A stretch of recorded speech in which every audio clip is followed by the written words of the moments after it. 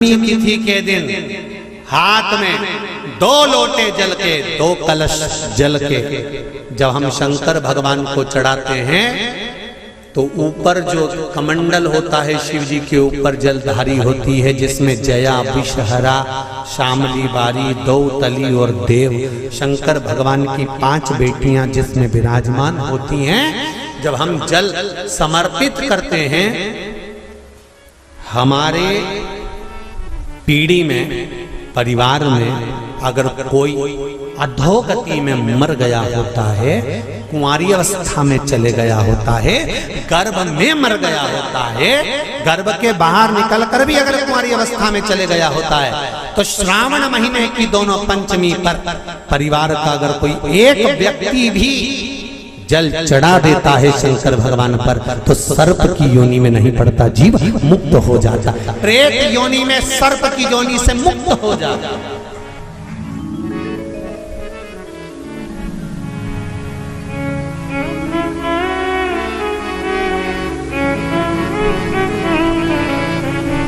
महाराज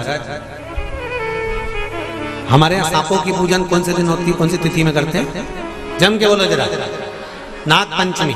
नाग पंचमी का मतलब क्या है? सांपों की पूजन करो। नाग पंचमी का मतलब होता है शंकर जी के मंदिर में जाकर 1 लोटा जल समर्पित कर दो। उसका कारण क्या है कि हमारे परिवार में हमारे कुटुंब में कोई कुटुंब में परिवार में कोई 7 पीढ़ी के अंतर्गत भी अगर कोई जीव तड़प रहा होता है, पड़ा हुआ होता है, उसकी मुक्ति नहीं होती है तो पंचमी का चढ़ा हुआ जल उस जीव को प्राप्त हो जाता है और वो जीव तर जाता है, उसका फिर जन्म नहीं होता, वो तर।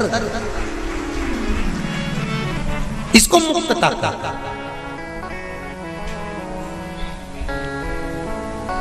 इसको मोक्षता का।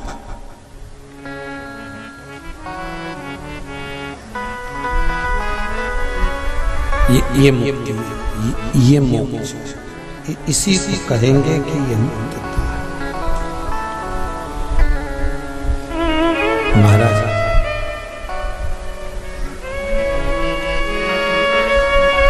वृक्ष पे से पत्ते को तोड़ा तो मंत्र दिया, गूठी को तोड़ा तो मंत्र दिया, और बेलपत्र के पत्ते को जब तोड़ा जाता है मंत्र, पत्ते को तोड़ने से पहले मंत्र प्रदान किया जाता है और जब तोड़ा जाता है तो कहा जाता है हे माँ पार्वती, हे माँ गोरा, चलो तुम्हें शिवजी ने बुलाया है मेरे कल्याण के लिए। माँ आपको शंकर जी ने याद किया है, मेरे ऊपर बहुत दुख है माँ, कल्याण करिए, चलिए मेरे दुख को समाप्त करिए, निमंत्रण दो।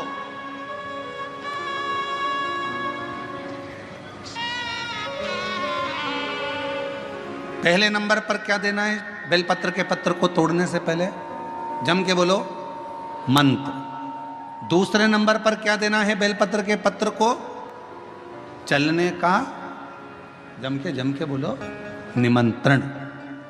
माँ पार्वती जी से कहो हे माँ गोरा, हे माँ पार्वती, हे माँ चलिए आपको शिव जी ने याद किया है। माँ हे माँ पार्वती, हे माँ गोरा, मेरे कल्याण के लिए, मेरे दुख को दूर करने के लिए, मेरी तकलीफ़ों को हरने के लिए, हे माँ गोरा, मेरे कष्ट को समाप्त करने के लिए, माँ गोरा, मेरा भंडार भरने के लिए आपको शिव जी ने याद किया है, निमंत्रण दो।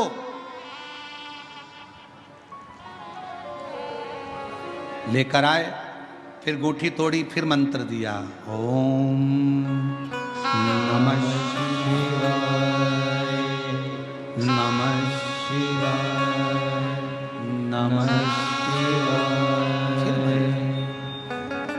अब गुरुजी ने पूछा कि तुमने मंत्र दिया? नहीं। तुमने निमंत्रण दिया? नहीं। तो फिर तुम्हें क्या हक है कि बेलपत्र का पत्र तोड़ो? शिव महापुराण की कथा तो कितनी बड़ी बात कहती है, बेलपत्र के पत्र को सीधे पेड़ में से तोड़ कर लेकर आना चाहिए, बेलपत्र की डंडी, कई माताओं की, कई भाइयों की आदत होती है, बड़ी सी डंडी होती है, उसको वहां से काट लिया, तोड़ लिया, पूरी की पूरी डंडी तोड़ कर लिया है, फिर घर पर आकर उसमें से पत्तियां तोड़ ली, जो डंडी थी उसको पटक दिया। ना ना ना, ये गलत है, ये गलत है। वृक्ष से पत्तों को निमंत्रण देकर फिर तोड़ा जाता है, और फिर लेकर आकर डूठी तोड़ते समय भी शिव मंत्र को दिया जाता है। कुछ नियम है बेलपत्र के भी, उसको धारण करना चाहिए। कुछ नहीं, जैसे डॉक्टर की गोली खाने के भी नियम होते हैं। डॉक्टर साहब लिखते हैं कि सुबह ये गोली लेना, शाम को ये लेना, ये भोजन के पहले लेना, ये भोजन के बाद लेना, और सुनो इसको गर्म दूध से ले लेना, इसको पानी से ले लेना। अब मालूम पड़े तुमने सोचा कि मैं एक काम करती हूँ, कहाँ मेरा टाइम बर्बाद करूँगी, सुबह लो, शाम को लो, दोपहर में लो, तो तुमने सारी गोली एक साथ खा गई और फिर डॉक्टर के पास गई। डॉक्टर साहब मेरे को तो आराम ही नहीं लग रहा, मैंने 3 बार 15 दिन से गोली खा रही हूँ, 10 दिन से गोली खा रही हूँ। डॉक्टर साहब ने पूछा गोली खा रही हो तो क्या तुमने नियम धारण करा? हाँ, क्या क्या नियम धारण करा? सुबह की गोली सुबह खाई, भूखे पेट की भूखे पेट खाई, भोजन के बाद की भोजन के बाद खाई? नहीं नहीं नहीं, मेरे पास समय नहीं रहता, इसलिए सारी की सारी एक साथ खा गई। डॉक्टर ने कहा इसीलिए तो दवाई असर नहीं कर रही है। दवाई खाने का भी तरीका होता है। आवाज सेट नहीं है भाई। दवाई खाने का भी तरीका होता है। दवाई को खाने का भी एक तरीका है। उस दवाई को खाओगे, आनंद पाओगे, स्वस्थ हो जाओगे, रोग मुक्त हो जाएगा। तो दवाई के खाने का भी तरीका है। उसी तरह गुरु कह रहे हैं, संत ने कहा कि तुमने गलती करी, तुमने गलती। पहले मंत्र दो, फिर से बोलो, पहले मंत्र, फिर निमंत्रण, फिर डूठी तोड़ते समय फिर मंत्र, फिर ओम नमः शिवाय, ओम नमः शिवाय, ओम नमः शिवाय। फिर मंत्र के बाद निमंत्रण दो। माँ पा, हे माँ गौरा, साथ में बोलो, हे माँ गौरा, हे माँ पार्वती, चलिए आपको देव अधिदेव महादेव बुला रहे हैं मेरे दुख को काटने के लिए, कष्ट को मिटाने के लिए, तकलीफों को मिटाने के लिए। माँ आपको शिव ने याद किया है। पत्र लेकर फिर शिव के पास चले। कभी अगर मौका लगे, जैसे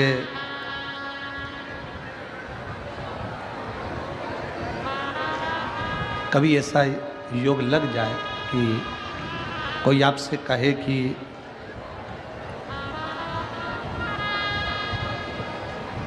आपके शरीर में बहुत भारी कोई रोग हो गया और बहुत बड़ा रोग है, बहुत रोग, और शरीर में बहुत बड़ा रोग हो गया हो और वो रोग समाप्त नहीं हो रहा, वो रोग समाप्ति की ओर जा ही नहीं रहा, रोग समाप्त हो ही नहीं रहा। तो एकांक्षी नारियल लीजिए,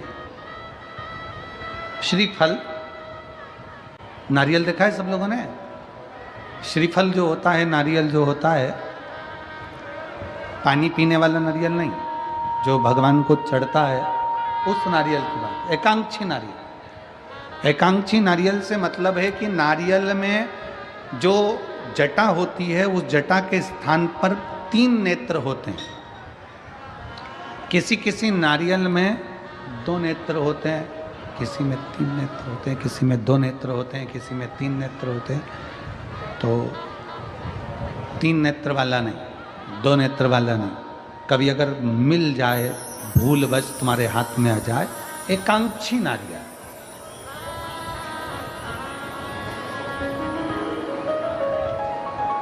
एक नेत्र वाला। पहले बताओ देखा है कि नहीं देखा? पहले ये तो बोलो कि नारियल के पीछे 3 आंखें दिखती हैं, 3 आंखें, किसी में 2 आंखें नजर आती हैं, उसी तरह एक एकांक्षी नारियल, एक नेत्र वाला। कभी अगर मौका लगे और अगर रोग बढ़ रहा है, घट नहीं रहा, तकलीफ बड़ी बढ़ रही है, घट नहीं रही, सारे इलाज करवा लिए, सारी दवाइयाँ ले ली, सारी जांचें करवा ली, सारे डॉक्टरों को दिखा लिया, उसके बाद भी अगर आराम नहीं लग रहा है तो एकांक्षी नारियल। और उस एकांक्षी नारियल के साथ में 7 दुर्वा, 7 बेलपत्र, 7 दुर्वा, 7 बेलपत्र, 7 पीले कनेर के पुष्प हाथ में लेकर, जो व्यक्ति बहुत ज़्यादा बीमारी अवस्था में है और दवाइयाँ भी अगर लॉक नहीं कर रही हैं, डॉक्टर की दवाइयाँ खाते रहो, दिखाते रहो, उसके साथ में वो एकांक्षी नारियल जिसकी एक आंख है, 7 दुर्वा, 7 बेलपत्र, 7 पीले कनेर के पुष्प हाथ में लेकर श्री शिवाय नमस्तुभ्यम कहते हुए हाटकेश्वर महादेव का नाम लेकर, कौन से महादेव? हाटकेश्वर महादेव। हाटकेश्वर महादेव का नाम लेकर अपनी कामना करते हुए, बाबा से विनय करते हुए, जहां से, जैसे ये शिवलिंग है, ये जलाधारी है, ये जलाधारी से जल बह रहा है, ये जल बहकर जहां से जाता है, ये जल बहने के स्थान जहाँ तक है, उसके बीच में कहीं पर भी, जहाँ जल बह रहा है ना, ये पानी बहकर जहाँ जा रहा है, उस स्थान पर कहीं पर भी, वो जल बहकर जहाँ से जा रहा है जमीन पर, उस स्थान पर कहीं पर भी उस नारियल को, एकांक्षी नारियल, 3 आंख वाला नहीं, 2 आंख वाला नहीं, एक नेत्र वाला एकांक्षी नारियल, सफ़ेद पीला कनेर, 7 बेलपत्र, 7 दुर्वा के साथ में उसको रख दीजिए और 1 लोटा जल देवाधिदेव महादेव को दक्षिण के भाग में खड़े होकर, उत्तर की ओर मुख कर कर, यहाँ बैठकर या खड़े होकर इस भाग में उधर की ओर देखते हुए जल समर्पित कर दीजिए। उसमें से 1 बेलपत्र, 1 दुर्वा उठा कर लिया, उसी में से 1 कनेर का पुष्प अशोक सुंदरी वाली जगह पर समर्पित कर दो। दुर्वा सुबह के समय पर खाना है, बेलपत्री दोपहर के समय पर खाना है। उसके बाद में 15 दिन 8 दिन बाद फिर वापस जांच कराओ, आपके रोग में आराम मिलना प्रारंभ हो जाएगा, शिव उसको ठीक करना प्रारंभ करेगा।